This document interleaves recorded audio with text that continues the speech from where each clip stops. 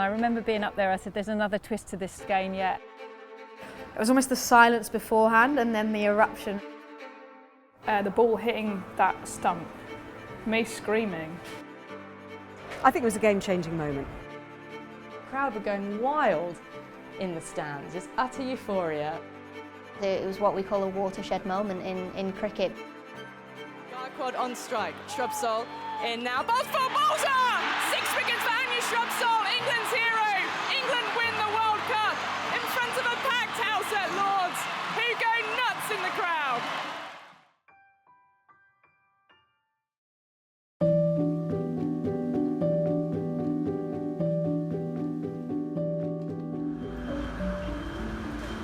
We're at Lord's now, we've got here. This was our road to Lord's.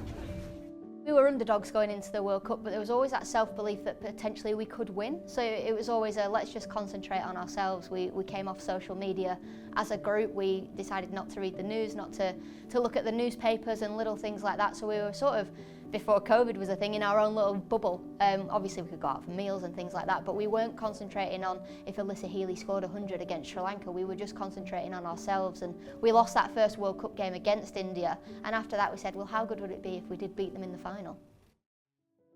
Yeah, I tried to pretend I wasn't nervous probably a couple of days before, but actually, yeah, I was really built on the morning of the game, just walking in through the gates, and there was a queue all the way around, and we saw it on the bus, and it was obviously like 2 hours before the start. So, yeah, lots of nerves, but also a lot of pride at kind of the whole occasion. I think for me it was really poignant when we had the moment of silence for Rachel Hayhoe-Flint, who'd obviously passed away, I think only 6 months before, and at the time the oldest living English cricketer in Eileen Ash ringing the bell, and then both the 1973 and 1993 World Cup winning teams in hospitality and honoured before the start. So for me it was a real poignant moment and a very proud moment to actually be wearing the England shirt that day.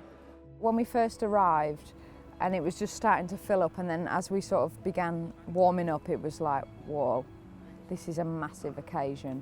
And I guess the bit was just trying to not get overwhelmed by that. And I think for me, I just tried to immerse myself in it and was just like, just enjoy it, take it all in. Because otherwise you can quite easily get just a bit overwhelmed by the enormity of the occasion and being at Lord's. Well, I remember walking down from St John's Wood Tube and immediately thinking this feels like a very different Lord's Day, because normally you're walking down and there are lots of blokes in their MCC ties and their Panama hats and their blazers and people with picnics, but this was a very different sort of crowd. It was young families, it was a lot of young girls as well, and that felt like a really inspirational thing to see. This was a game where I genuinely felt sort of nervous excitement, just that sense of butterflies in your belly about what this day could be, more about what it could mean for the game, and in particular what it could mean for the game if England won. Regardless of the result, we'd all been told that the match was a sellout, but you just didn't really want to believe it until you saw it. I think that was the anxiousness when you woke up in the morning, and I was staying over at the hotel just across the road from Lord's, and I really remember kind of peeking open the curtains, having a little look and being like, oh my God, there's a queue. And there was a queue of members going down the road, and I thought, okay, I think they might be coming. I think people are showing up for this match. Yeah, I remember the team meeting the night before. I'm still going through the 11, seeing if I'm number 11 on the batting lineup, and I made the team. And I remember the morning of, I said, well, I'm just going to look at the empty seats in the stands and make sure that, you know, I'm not too nervous. And someone turned around and said, you do know it's sold out. There aren't going to be any empty seats. And I'm a nervous player. I was a nervous wreck. And Heather Knight came up to me just before we started warming up and said, just do what you do, Al. Just keep bowling the same way you have, and the cricket will take care of itself.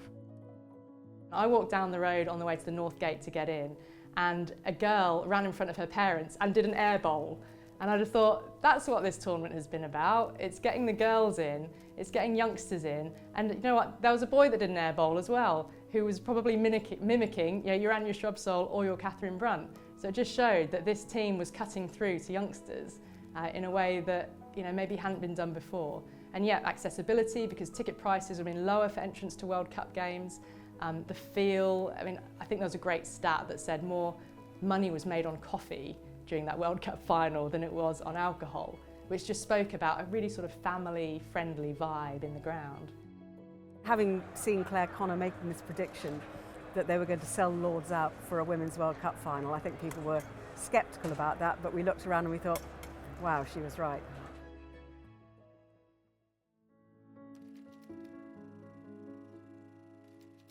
It was quite a tough one actually, if I remember rightly. I had a little bit of a break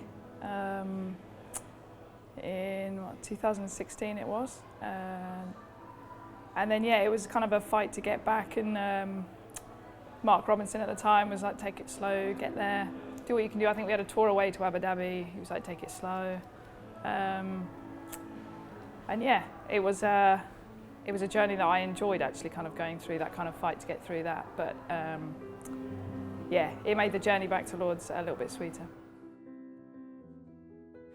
I don't think I really embraced Lords until that moment when, yeah, the crowds was just starting to come in. You can kind of hear the noise, hear the murmurs, and you kind of look around the dressing room and you're like, right, okay, this is serious now that we're at Lords.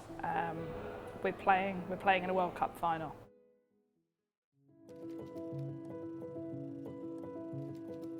I think I was really glad we were batting first. It allowed me to have an opportunity to sit out on the balcony and just kind of have a look around and take everything in, and just to see that many people there and cheering us on. I'm glad we batted first, put it that way. So I put my feet up, I sat on the balcony, you know, and every time I was on the telly I was actually eating something. So everyone was like, you just eating all day. But no, it was fine. Once the cricket gets going and you get out on the outfield, you do sort of forget about those nerves. And someone once told me nerves and excitement are the same thing, it's just how you react to them. I was lucky enough to be a guest of the club, so I was sitting in one of the nice boxes, but with quite a lot of members of previous England women's teams, so previous World Cup winners. Also Eileen Ash, who at that stage of course was the oldest living Test cricketer, and I sat with Eileen for a little bit. She was wearing one of her England team blazers. 50 overs up for England, 228 for 7 is where they will finish. You arguably wanted to get a few more, but runs on the board in the final really do make a difference, and I thought we'd actually done pretty well to get up to that total. I remember Jenny Garn and Laura Marsh had been really key throughout, and Catherine Brunt, that kind of 7, 8, 9 had been really important to us, where sometimes the middle order, well, the top and the middle order hadn't done their job perfectly, and they really dug us out of some situations the whole of that World Cup campaign, and I thought the final was no different, and they really gave us a chance. And we kind of knew it wasn't the easiest wicket to start on, so for us it was just, yeah, if we could start well, then we'd see where we got to. And the target for India to win the ICC Women's World Cup will be 229. It is going to be such an important 3 hours or so for the history of women's cricket. Yeah, it felt like a very slow burn, didn't it? In fact, not unlike the men's final 2 years later, that there was never a point where you thought, this is in the bag, there's one team on top. It was absolutely hanging in the balance. It couldn't be more tense, couldn't have been more exciting. It was just, but it was grey as well. That was the other thing. It wasn't a beautiful sunny day. It was just all a bit kind of grey and gloomy. But I think it was a slow building tension. Just never thought we were going to lose, and that may be quite weird for some. I know India obviously got away from us at one point, but I had no doubt. I think their top order had been quite strong throughout the tournament. And their lower order had never really had to, or the middle and lower order didn't really have to bat. So I think we knew that if we kind of took a few wickets at the top early, that actually the rest hadn't batted. So if the tension started to build, we were kind of in the game. Once we'd got Mandana out early, to me, I just knew we were going to win. Shrubsole to Mandana, she's bowled! Coming forward, and the stumps light up as Shrubsole gets England's first wicket. Even when I think Harmanpreet Kaur hit a big six over Fran at deep mid-wicket off Alex Hartley up the hill, and I was at deep square, and I was like, oh, it's all good. She's going to pick out me or Fran at some point. At some point, she is going to give us a catch. And then lo and behold, 2 overs later, I think it came to me. I remember being up there, I said, there's another twist to this game yet, and I remember Harmanpreet getting caught out on that boundary edge, and I felt that was the moment. was on 51 at the moment. Moves across her stumps and she sweeps out towards backward square leg and the catch is taken. Alex Hartley yet again in amongst the wickets. Partnership is broken. Is this the twist? 138 for 3. It was like I knew that was coming. It was a really strange feeling, like I literally thought it was going to come to me or Fran. And once she went, I had no doubt that we were going to win that game.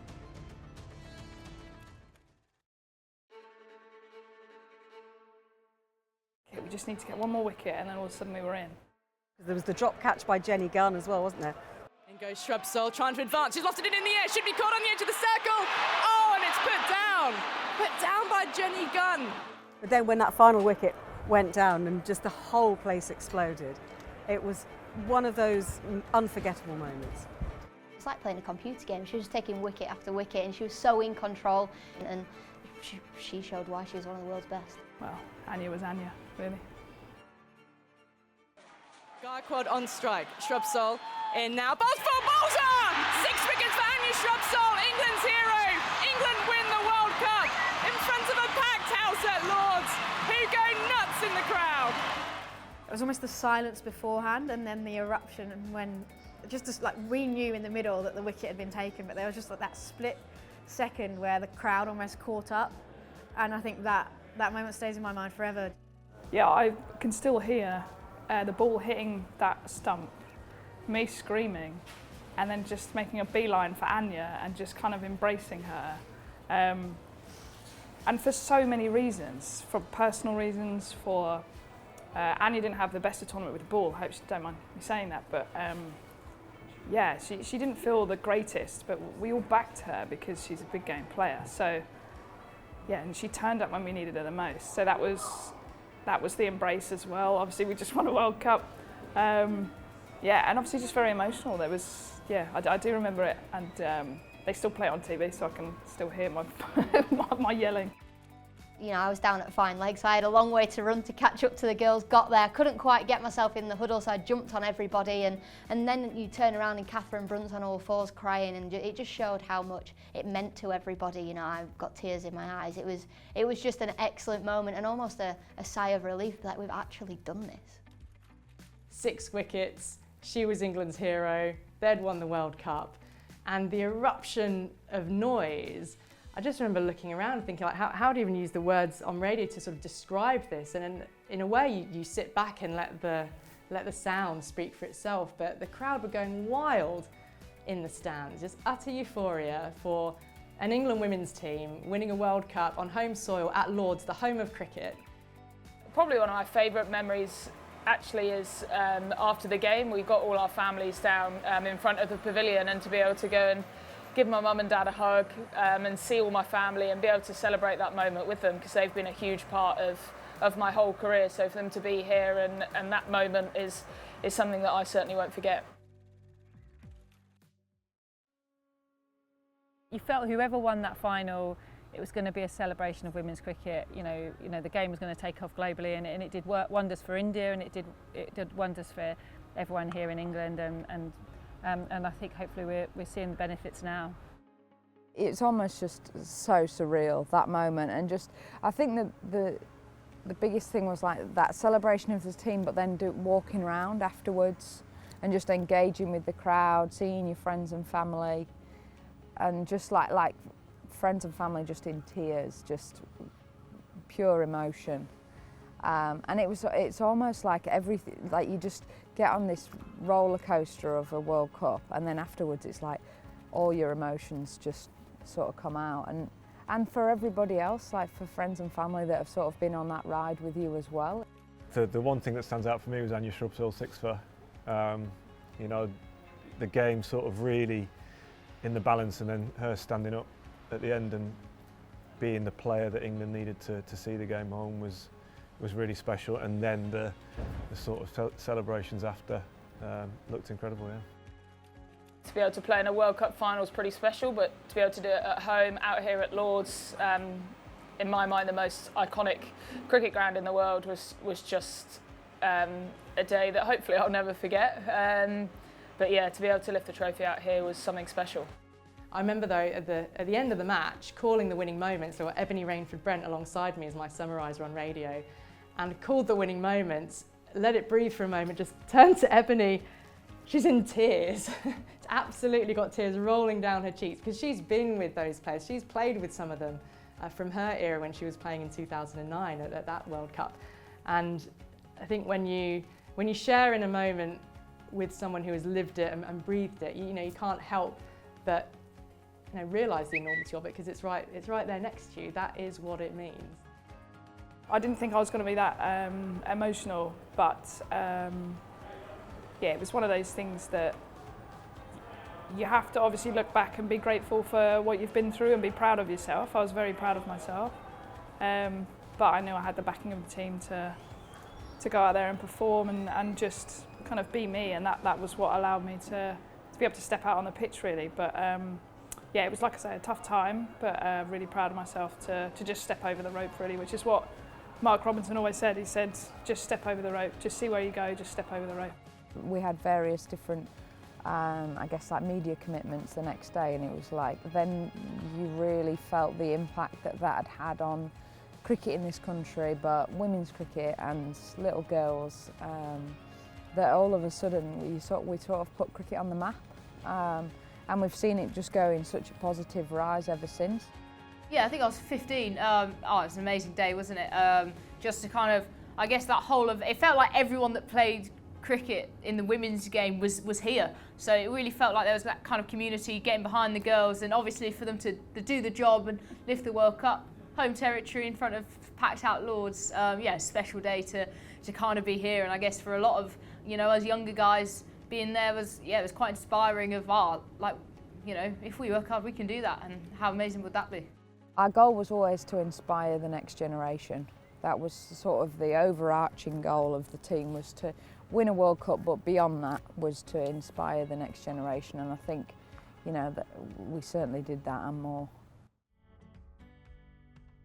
I think it was a game-changing moment, absolutely no question of that, in among other game-changing moments that we've had in women's sport in recent years. But I think the biggest change will have come about, as I said, if there were girls who were inspired by that, to go on to love the game, to play the game, to watch the game, to come and want to watch cricket, to make it a more open sport. So I think we've got a lot to be grateful to Heather Knight and that team for. It's probably my first recollection of watching women's cricket live. It was something that I'd never really, done too much of before that World Cup, and I think that shows the kind of legacy of it. Players like myself, players like Alice Capsey were here watching, and you look 5-6 years down the line, how big that impact was really. Just seeing the atmosphere that was about, and seeing kind of the excitement around the women's game after they'd won the World Cup, and kind of seeing the crowd that were watching them lift the trophy. It was really exciting as a younger player. You kind of, at the time, I could probably go back and think, wow, like I did really want to do that. So then the excitement around it, and because they did so well, it really propelled the women's game forward. And it's brought in the opportunities that us youngsters are now having with regional contracts and regional cricket, the 100, things like this. Like that probably wouldn't have happened if they hadn't won. So no, it was a massive occasion. Suddenly, women's cricket was on the map, and and as a result of that, we've seen now a professional domestic setup now being in place, and there's just so much off the back of that to be excited about women's cricket, and for someone who's been around the game as long as I have, that gives me just as much pleasure as when you play, to see this place full house, World Cup win, and now not so many young girls having the opportunity to play cricket for a living. It's just wonderful.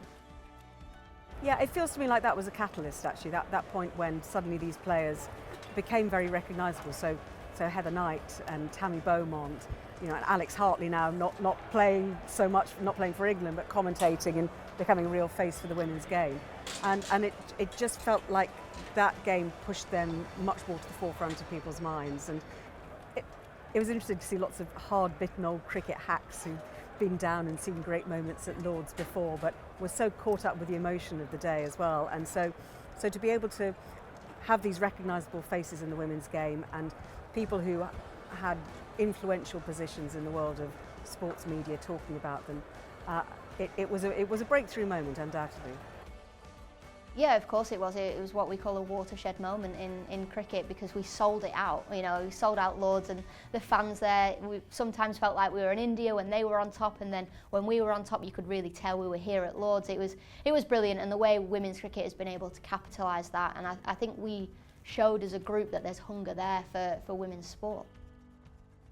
Certainly feel like it's on the rise. It has been for the last few years. I think the 100 did an amazing job for women's cricket as well. I thought the sort of spotlight it gave it, you know, the crowds as well that it brought in. So I think it's definitely on the rise, and I'm sure, you know, the more sort of exposure the women's game gets, the more kids will want to get involved in the sport, because it is such an amazing sport. You know, I feel as an international player, it's our job to try and encourage kids to get into the game, and I'm sure the women's game is doing exactly the same.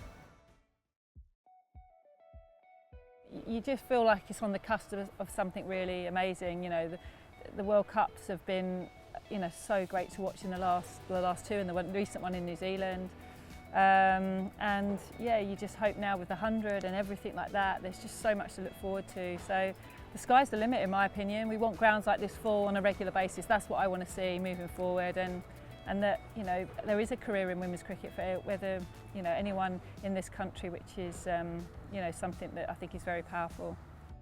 You know, we want to win more global events as an England team. And just grow the game. We want people to, you know, young girls and boys obviously, but young girls to grow up and say, well, cricket is a genuine path for me and is the sport that I want to play. And I think, you know, it's in a great place, but it needs to keep pushing on, and hopefully if we keep going in this really positive direction, we'll see that happen. Well, I'd really like to see England women play a game at Lords every year. That should just be standard. I know that there is so much cricket played on this ground, but there's got to be a slot for the England women's team. They're representing the country. This is the home of cricket in this land, and they need to be playing a game here every year.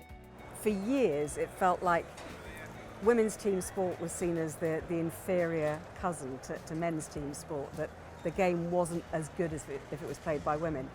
And actually to be able to say to people, look, you feel as excited about Anya Shrubsole taking a sixfer as you did about any other big team performance by an England team. And so that moment of joy just felt like something that was shared by so many people on that day. And this surely will change the way that women's cricket is viewed in this country, and the support that they've garnered throughout this World Cup. Devastation for India, celebration for England.